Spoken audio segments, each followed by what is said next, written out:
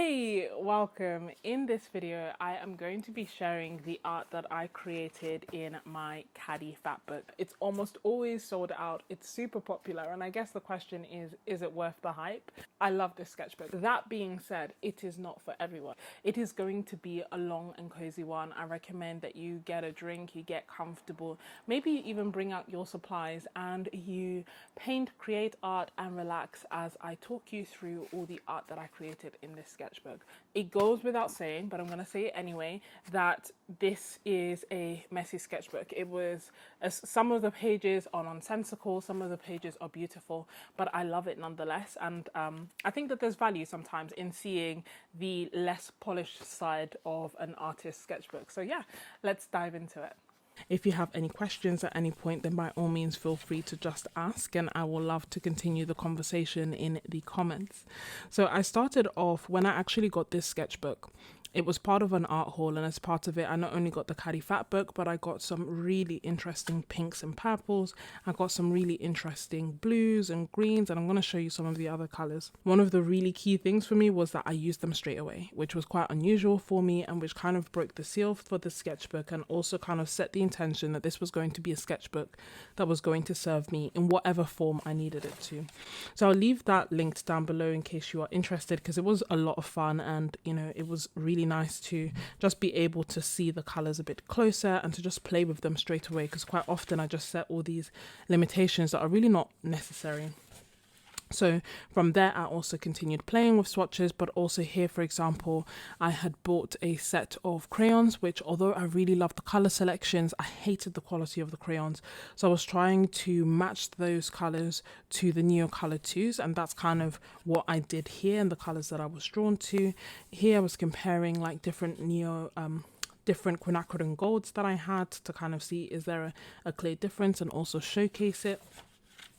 And here is something so simple, but it's like I love creating florals, and I create them in a range of different ways. Right now I'm really leaning into having backgrounds, but that wasn't always the case.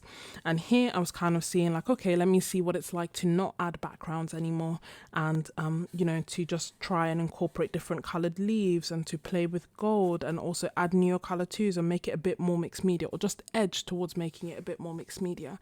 And again, it was, I don't know, there's something that was really nice about it, because it was like, okay, it's not just a swatch book, it's a book for everything. That's kind of what, in a way, this piece represented.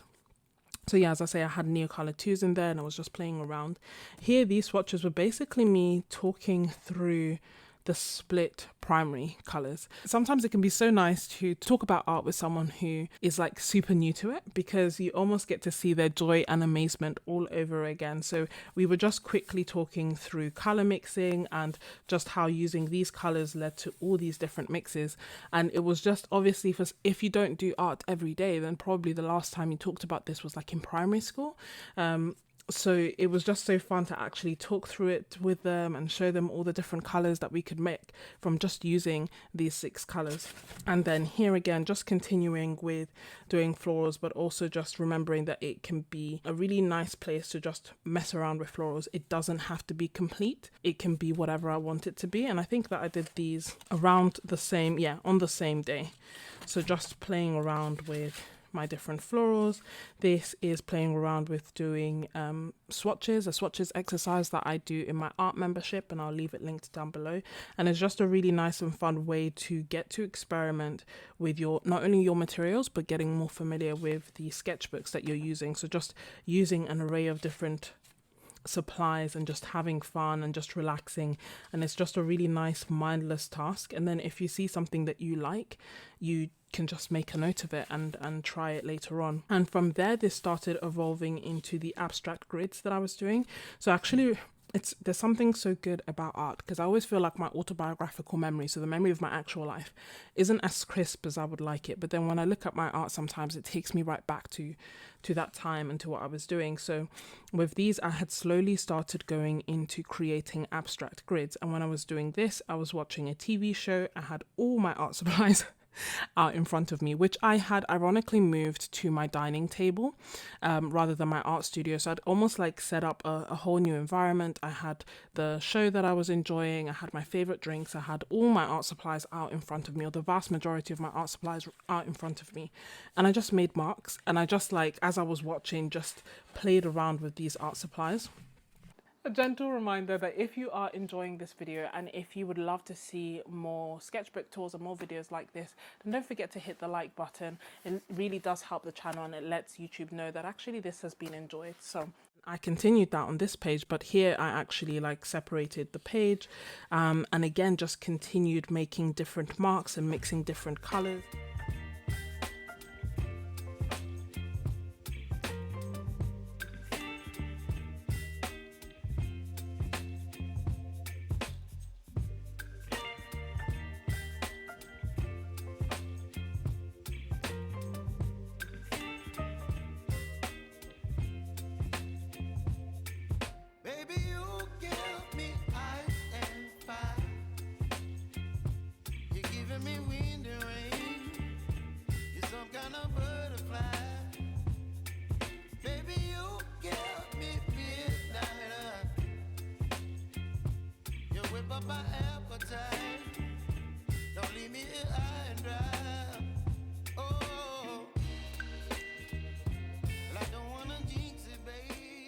And just having a good time. I didn't know how it would end up. It was obviously very different from the art that I had been creating up until that point, but still I just had such a good time doing all of this, and it was so relaxing and so much fun. And that kind of led me to making some more videos about it in my art membership, just to direct people who may want to try it as well. Here I was experimenting with, or just swatching out and experimenting with different pinky purples that I had, because as part of my art membership I sent out dot cards that have watercolors, and as a result of that I actually started experimenting and exploring my supplies a little bit more, and kind of seeing what mixes there are, what colors I have, what are their subtle differences, and I just became more color curious, if you like. So as part of that I was swatching out some of the purples that I had, and then I also started swatching out some of the Neocolor 2s that I had, because I don't know, if you look at them dry, there's not actually that much of a difference, and I was quite confused as to why I had so many. And like, you know, what are their actual nuances, what are their differences? So that's why I just swatched them all out and just had a bit of a purple and pinky page to mess around with. And then here I invested in more Daler Rowney acrylic inks, and that's in part what I was using to create some of these abstract grids, not in isolation but certainly in part. So here I just did swatches of all the colors that I had, and then I got woodies and I did swatches of that as well. Here abstract grids as well. But actually what's interesting about this page in particular is that it actually started off with me experimenting with the jelly plates with my art members, and just literally making rough marks, and it ended up being things like, you know, like this basically, and just getting rid of any spare paint, and that's basically what these pages look like before. And then a few months later I came back, or maybe a few weeks later I came back and actually just taped off some of the edges and started building on the backgrounds that I'd done before, which is quite atypical for me. Usually once a page is done I don't want to go back, I don't want to, but you know, I was kind of drawn to it. And then I ended up doing this, which I really enjoyed again while watching TV. And then this I just absolutely loved. I used my I used like a dip pen, I used acrylic inks, and I just mixed, you know, something that's quite loose and fun and free, and then also added a bit of structure by drawing florals, which I love and I just hadn't done in so long. And then it resulted in this, which I absolutely loved, and I turned into an art print. Then these are just more carefree experimentation with the jelly plates. And you know what, I actually need to pick it up again and just kind of really give it a fair chance, because I didn't quite, I just like messed around with it during that session and haven't really gone back to exploring it much further. Then here again, continuing with the abstract grids, but this was a Ko-fi live stream. So Ko-fi is my art membership, and through it I was, I guess, talking through what I'm doing, how I'm doing it. And the key thing is that no one can recreate this. I can't recreate this, and I'm not expecting people to recreate it. So it wasn't a tutorial in the sense of telling people, now you put this mark here, now you put this mark here. It was more like just guiding people through the process and the thoughts that go in my head as I am doing them.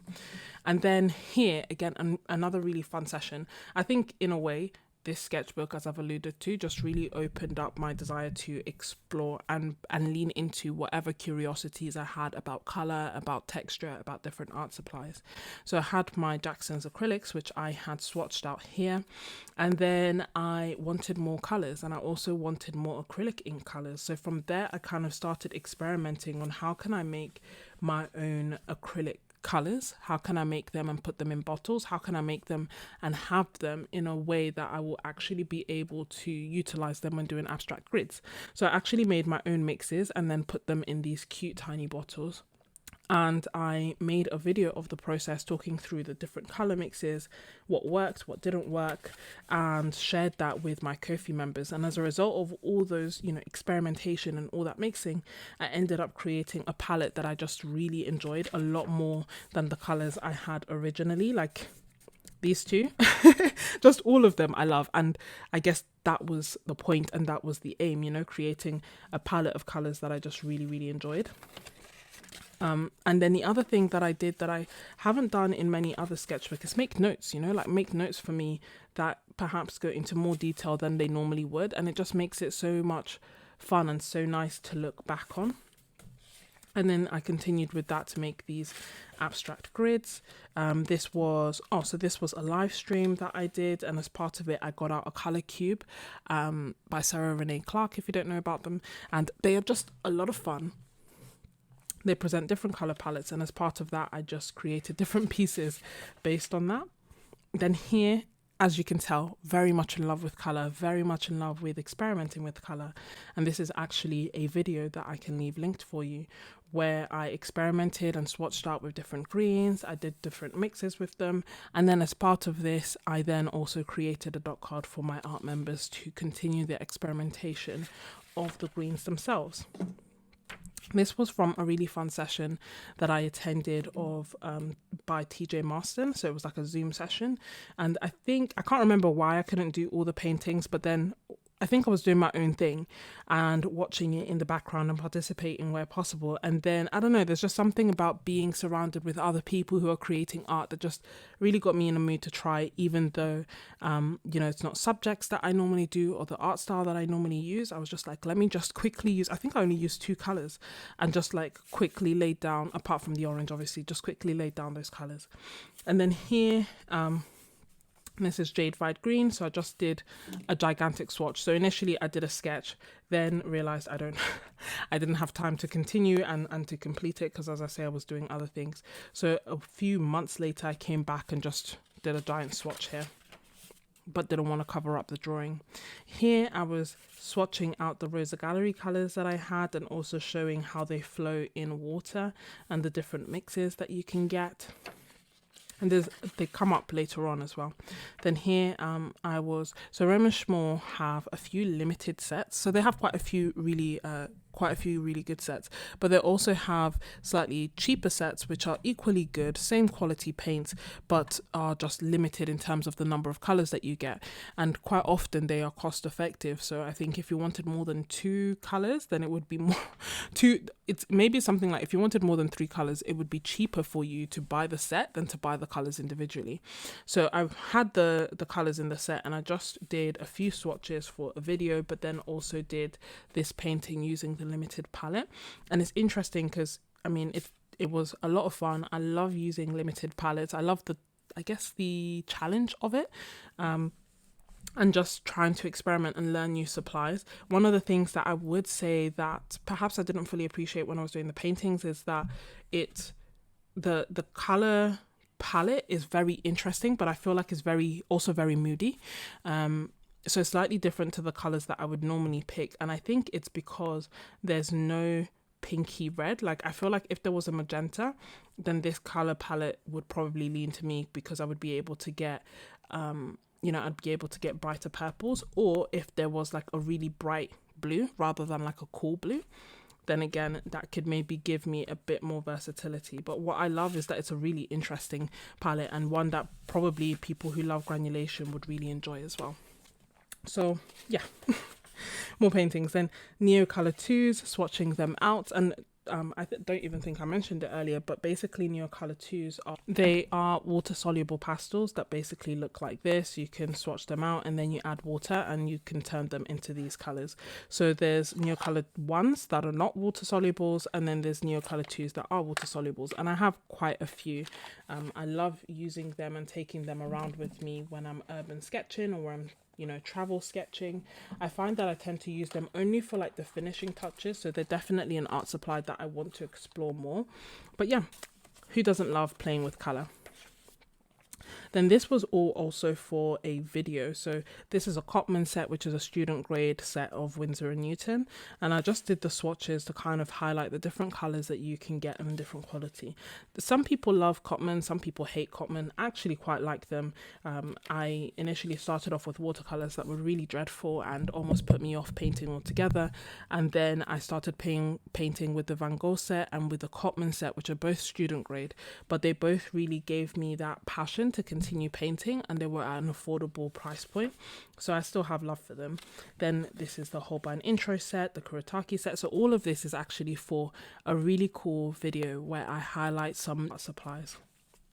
This page I created ages later, probably just a few weeks ago now. These 3 are the swatches of the core watercolor set. So random by the by, but Core were doing this crazy promotion. I don't know if it was a mistake, where they were selling their tubes, 3 of their tubes, which are ultramarine, nickel azure yellow and quin magenta, for 25p, and normally their tubes are something like 11, 12, 13, 14, 15 pounds each.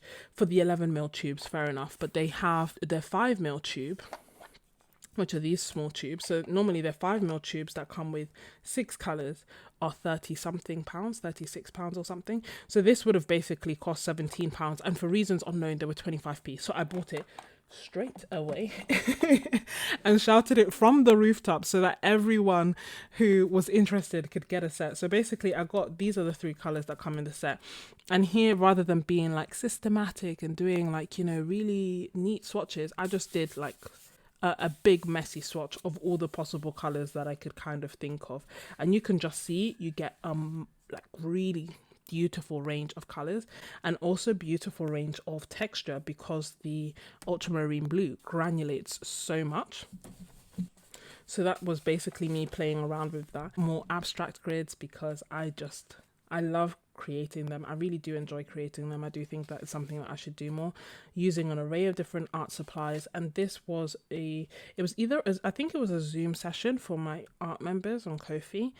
So I was creating it, and again just talking through the process and the steps that I take in order to create these. Here I was just experimenting with different brushes, and this was for a video, I believe, and playing around with just how much water they hold, the different strokes that they make, different brush exercises or brush drills, if you like. Here's some more. Maybe this was also for Ko-fi. Not all of them were, but quite a few of them I did either record or either do as a live stream or a Zoom session so that we could do them together.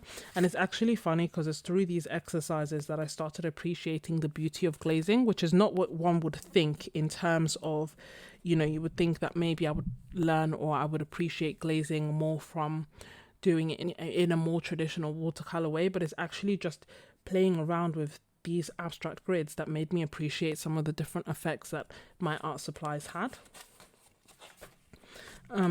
This again, another abstract grid. This one I definitely did privately, and what's interesting about this one is that I also almost used it as a form of like art journaling. So I actually wrote things down and then painted over the top, and it was quite a cathartic exercise. This I was going to paint over, but then when I looked back on it, now when I look at it, I kind of see an abstract landscape with a mountain, so I've left it as is. Here we have the SimTap markers and just swatching out the different colors, the fact that they dry matte, trying them out. I don't think that this paper is the best paper for them, but still that's where I started off. And then just a few paintings that I did for Christmas and some more abstract grids. This is for a video for my Ko-fi members, talking through the luminance colors that I have. This one is a video for them talking through the Daniel Smith colors that I have.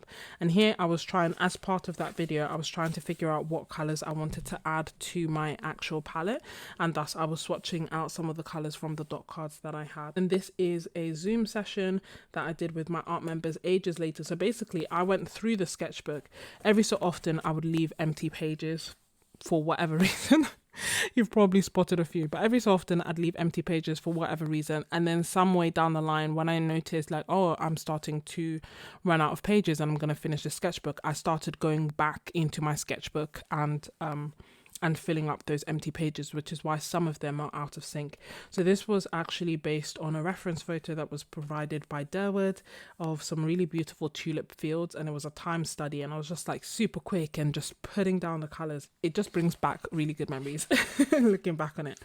And then here we go to a really fun phase of my art exploration, and that was making my own watercolors. So I made quite a few of my own watercolors, and this was me in part experimenting, but also just once I had completed the colors, I did a gigantic swatch of them so that I could really see the character of the colors. So obviously I started off with greens because I really love greens, but then I also moved on to like almost like an imperial purple. This blue I just love. I just absolutely love. It's so, I don't know, it's just so beautiful, so characterful. It's a mixture of a whole bunch of different blues, but essentially, yes, I started making my own mixes. This was another one that I made, and actually I sent some samples to my art members, and this was me trying to work out the color that I was making, and you know, starting off without mulling, then adding some more color to get to the right color, then adding some more white, and just eventually getting to the final one. And actually when I swatched it thick, I was like, I think I made gouache. I'm not sure. It's either watercolor or it's gouache. It's unclear, but it is all to the opaque, like so opaque. But as you can see, absolutely, it just has a really beautiful range. It's opaque, but then when watered down, it just gets really nice and like semi-transparent. And then just really kept exploring and playing around with different formulations and making different colors. And what I was trying to resist is making the same color, because obviously there are certain colors that I'm drawn to that I love. So I was like making different variations. I think I made 7 or 8 greens. And these are like some of the other experimentations that I was doing, as well as some of the complete greens. So this is green 4 that you can see just has a crazy amount of texture. Green 5, green 6, and then green 7 is here. So I tried to do them again as well. So 5, 6, and 7. And then this one, oh my gosh, I struggled so much with this, and I had ended up having so much of it. Thankfully, I was able to turn it around. But again, I was building up on the different colors for some of them, and basically there was a lot of up and down with this. I did that giant swatch. So when you did, like when I did a small swatch, I'd be like, oh yeah, this is great. And then when I did the big swatch, I was like, no, this is this is not good. This is chalky. This is not the kind of color that I want. And so I actually kept playing with it until I got to this beautiful green that was no longer chalky, because you can see here it was no longer chalky, and just dried beautifully. So that was a lot of fun, just making my own watercolors, and it's something that I definitely want to keep doing, time allowing. This is a separate video that I'll leave for you, where I essentially talk through my 2023 palette, the colors that I use, the different mixtures that I can make from it, why I pick them, why I use them. It's a really good video, so I'll just direct you to that. And then when I made, and I named them, but I obviously wasn't very imaginative, so I called this color tea, because I don't know if it's a teal or a turquoise. You tell me down below in the comments, because if you're still watching, you're definitely an MVP, even though it's not the end of the video. So let me know that you're still watching by telling me whether this is a teal or a turquoise, and we will see. But essentially I made enough for myself and my members, and then one of my members really wanted some more, so then I tried to make it again. And this is T2, so they are similar but not quite the same. This actually isn't as opaque when watered down. Like, the color is slightly lighter, but in mass tone they look almost the same. So I ended up sending that to my member. Then here we did the Ko-fi. I think this was this a live stream? I think this was a live stream. It was either a live stream or a Zoom. Maybe it was a Zoom. But essentially we were using the random art prompt generator that we created together. and created these different pieces based on that. And again, just a lot of fun. And with these, I actually used Neocolor 2s to make them. Yeah, that was a lot of fun to do. And I will leave the art prompt generator linked for you because it is free for you. Thankfully, my members were very kind and generous. And after we put in all that effort, they said, let's give it out to everyone. So that was really a fun project to do together. Here are the colors that I made. Basically thus far, or the majority of the watercolors that I made. So as you can see, I made a lot of greens because I love greens, and to me they all look so nice and different. I made quite a few blues. This is the blue that is like my absolute favorite, and these two are ultramarine blue. And then this is T1 and T2, and then this is the like more imperially purple color that I made. And yeah, it's definitely something that I want to continue to explore and to make. But yeah, at the moment I've technically like completed a greens collection. Like, they are maybe I wouldn't say that one would need all of them. Like, I feel like green, like, they're G1 to 7. So I feel like G1 is super interesting. G2 to me is like what a sap green should be.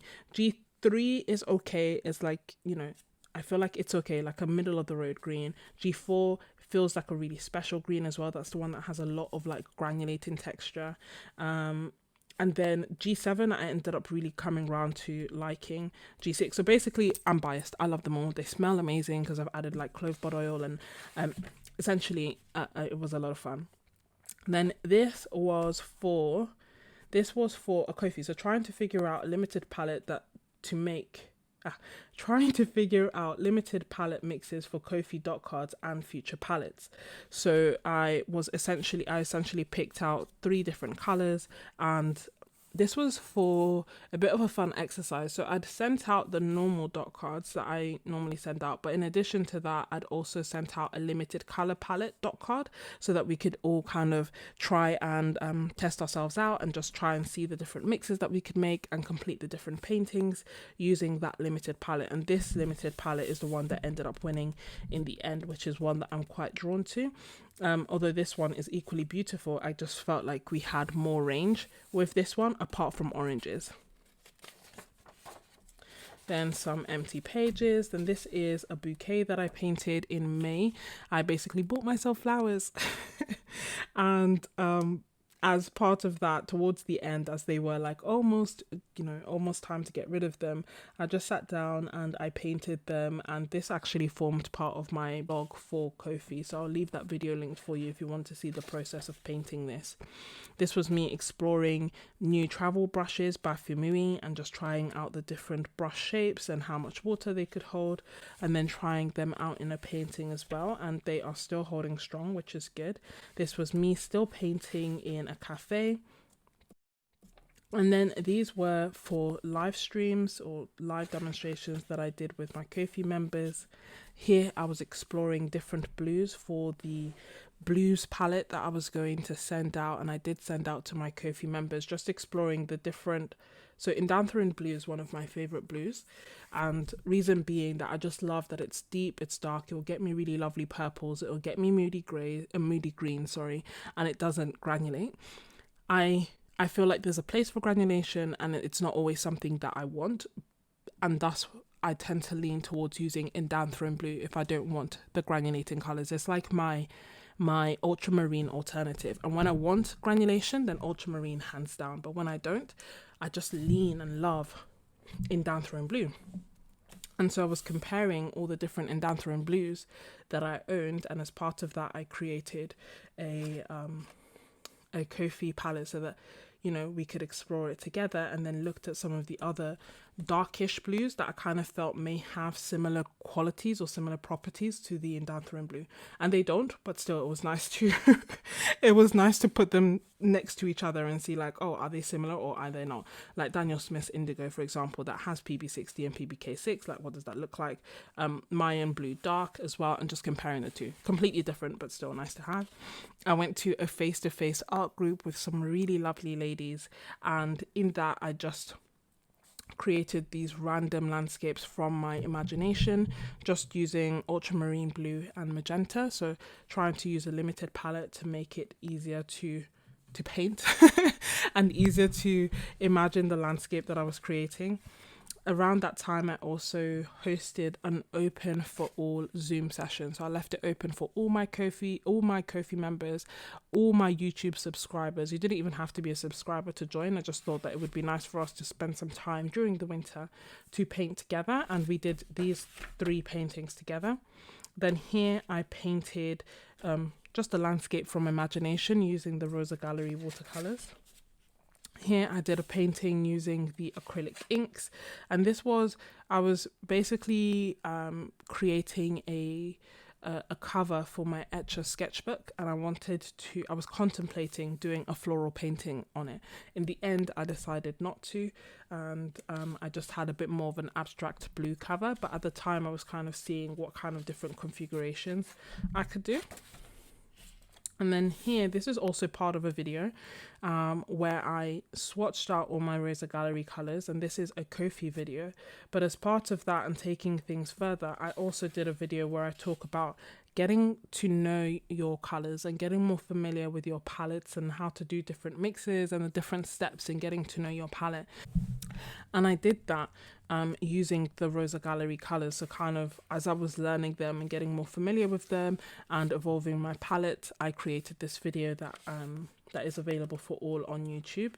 And again, the different exercises that I tried and I employed to just get more familiar with my watercolors.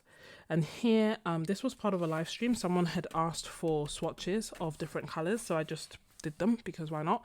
So this is Roman Schmall's Ocean Blue, Phthalo Turquoise, Cobalt Sea Blue and Cobalt Teal, just to have them all next to each other. And then Hematite Violet, Hematite and Hematite Brown, again just so that people could compare.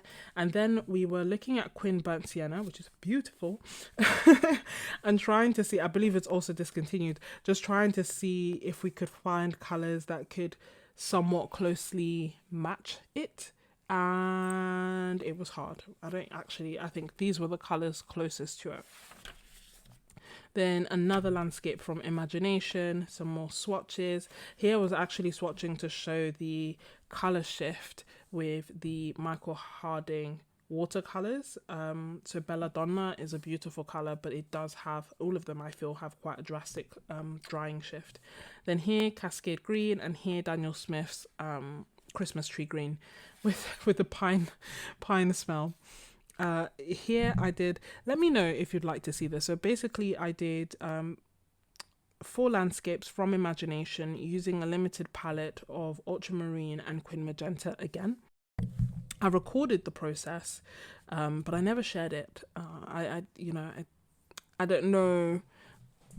Yeah, I never shared it. I didn't know if that was something that people would want to see or be interested in, and I wouldn't have any reference to show, so I was just like, I have the recordings there, but it was a lot of fun to actually put together. Oh, no, actually, do I have reference for this?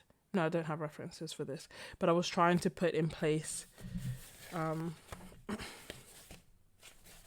so I think this one is this reference, but the rest I don't have references for. So it was just a lot of fun putting it together. And here I was contemplating the different mixes. I wanted a limited palette of just 2 colors so I could just focus on trying to create from imagination and not have too much to think about. So initially I was contemplating doing these like grey mixes and going for something more neutral, but then I was like, you know what, I like purples. Why not just do a blue, a magenta and purple? So that's basically what I did. And then here, this was as part of a live stream, painting landscapes from imagination. This was for Ko-fi videos where each month we have like different focuses. And for these, I think this was a 2-month dose of inspiration where I essentially set the art challenge that was all focused around perspective. So I've actually shared the process of painting this and recreating this. However, as part of that, one of the Zoom sessions that we did was actually looking through my photos from Venice and basically using them as references to create paintings and drawings, because some of the perspective in Venice I just thought was wild. Like, you know, everything's a little bit askew and a little bit, everything has interest and everything has character. So it was definitely a very interesting session and challenging session. And as you can see, so it was just mixing two things that I really enjoyed and loved, and it was a really fun session to put together. So yeah, the video replay of both the Zoom session and also just painting this are available, and this is again part of that perspective session. Then this was another TJ Marston Zoom session. Again, a lot of fun painting and putting things together. And the Holbein pastel set, swatching them out when I got them because they're quite a different set for me, and just playing around with them, seeing what they look like. And then I also sent them out to my Ko-fi members as a special treat for us during Easter. And then here I was trying to put together a summer palette for my Ko-fi members. So this was me figuring out the colors that I had, because initially I wanted to stick to Jackson's watercolors. It then occurred to me that a color that was desperately missing from this was a warm red, because I don't tend to use warm reds that often. And so I looked at my Sennelier colors and my other Jackson colors, and I basically had, so this one was like a nice moody color. However, I feel like what we really needed was this bright red, which is PR254, which is Sennelier red. So that's the red that I ended up adding to the summer set. And then here I was just trying to see different mixes that I could get with the Viridian, because it has PG7 in it. So if you mix it with a phthalo blue, you can get some really nice turquoises. And then I also have a Jackson sap green, which in my head initially I thought like, oh yeah, it'd be nice to add, but actually when I swatched it out, I was like, no, Viridian is the one for this. So that was a lot of fun. Another session by TJ Marston where we were painting different references that had lots of snow. And here exploring the My Merry blue colors, so swatching them out as part of an art haul. Then the other colors that I got as part of that art haul, and this I believe is a video as well. So there's a long list of videos if you want to see them down below. But yeah, so I swatched them out. I kind of highlighted here how this is Roman Schmalz magenta and this is My Merry Blues Quin magenta, they were just very different. So I feel like Vertzino Violet, which is actually PR122, which is the same as the Roman Schmalz magenta, was a bit of a closer mix, a closer match to what I wanted. And also I was advised that, you know, sometimes the Khadi Fatbook isn't necessarily the best for swatching, and that My Merry Blue usually is a lot more vibrant. So want to try in other sketchbooks as well. And then these are the other things that I got as part of that art haul. Some more as part of that,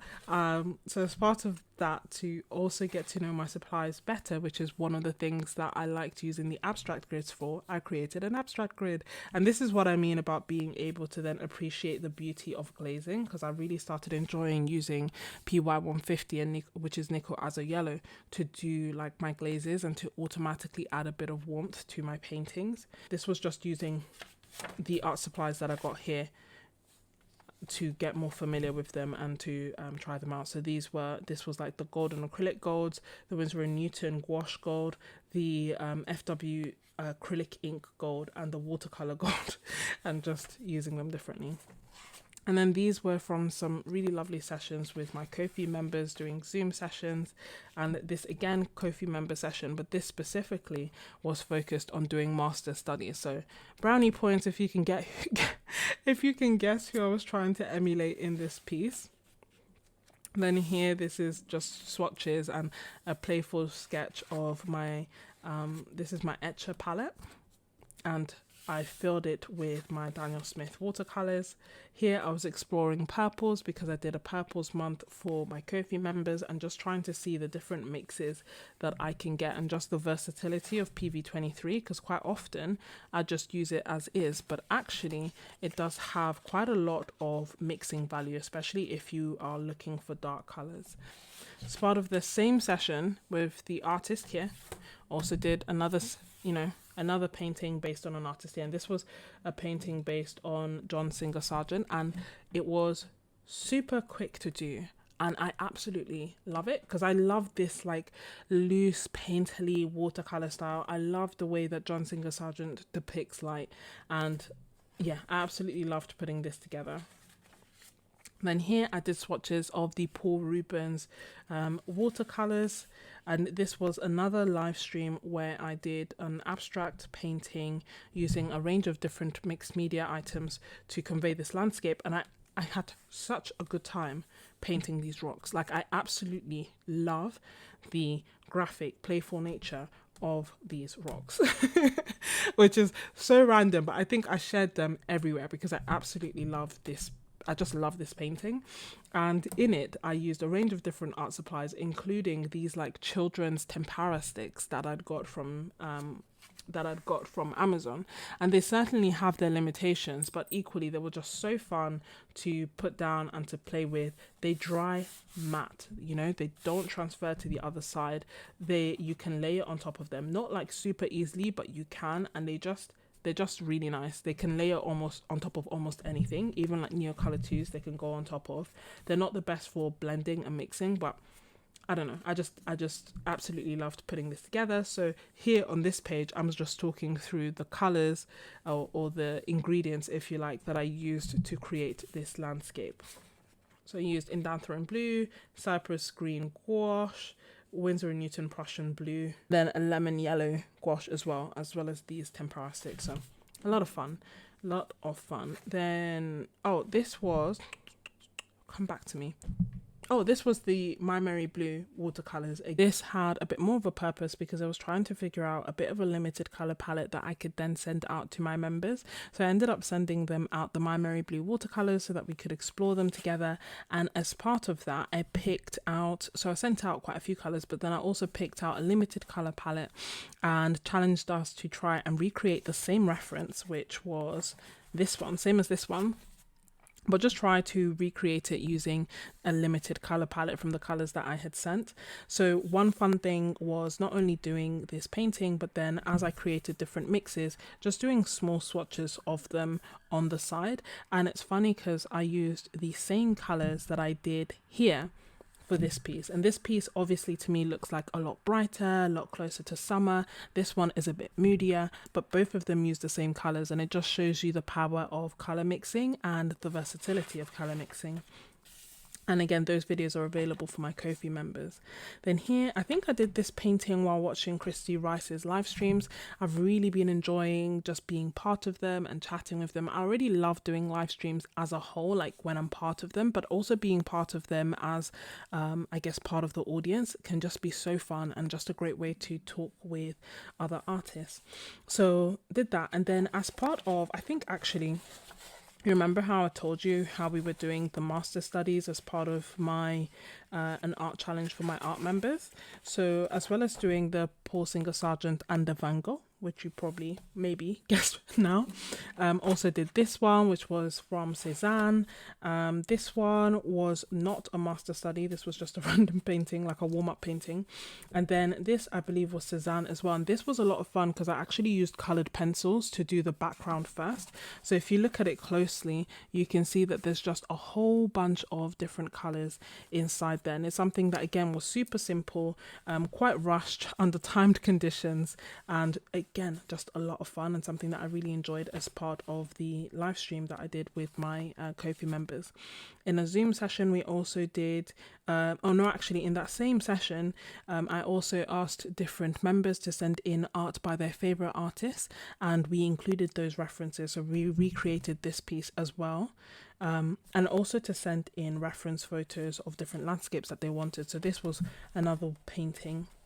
And again, all of these are from that session that has been linked there for you as well, as is this. And then this final piece was just, I did an art vlog for my art members, and at the beginning of it, actually, I'd bought florals and arranged them myself, and I just had such a good time doing that when those flowers died, I then got into the habit of buying flowers every so often, and I love peonies. Peony season is very short, and so I bought myself some peonies and just wanted to do a painting to commemorate them and commemorate the kind of short season and having these beautiful flowers in my home. And that, my friends, is my Khadi Fatbook. Like, honestly, if you're still watching, you're so most definitely a real MVP, because this is a super chunky, super thick, super long sketchbook tool. So if you're still watching, by all means, let me know that you're still watching by telling me whether you see my colors T1 and T2 as turquoise or teal, just because I am curious. And also, you know, feel free to share a few insights in your own sketchbooks. Have you used the Khadi Fatbook? What kind of sketchbooks do you have for yourself? But I kind of hope and feel that one of the general messages that I want to get across is that you can use your sketchbook in whatever way you feel is best going to benefit you. So I have a range of different things in here, sometimes swatches, sometimes color mixing, sometimes experimenting, painting from imagination, making my own watercolor mixes, creating abstract grids and abstract pieces, and just a whole bunch of different experimentation and exploration that just really got me excited to paint and got me really excited to create art. And as a result, I just spent so much time in this sketchbook, and I just had such an amazing time in this sketchbook. So I highly recommend. I can't dictate to you how to use your sketchbook and whether you should do swatches or whether you should do finished pieces or studies only. I can't tell you that, but what I can tell you is that you need to figure out what works best for you and what's going to fuel your creativity, and use your sketchbook in that way. And how I use this sketchbook is going to be different to how I use my Etcher sketchbooks and my other sketchbooks, and that is equally fine. So it doesn't have to be one, there isn't just one way for all sketchbooks. So yeah, thank you so much for watching. Let me know whether it's teal or turquoise. You are a real MVP, and let me know that you're still watching by saying Khadi Fatbook in the comments. Nice and easy, this one. If you enjoyed this video, then you will definitely love this series of next where I show even more of my artwork. So slightly different pieces to the ones that I create in the Fatbook, more finished pieces, if you will, as well as I wanted this to be a bit of a different art haul. So rather than just showing you brand new products, these are actually things that I have been using over the past few weeks, and really, for the most part, trying to at least test out and get a bit of an idea before recording this video. So things are not going to be in absolute pristine condition, but I feel like that makes it more fun and more helpful, and I hope that you agree.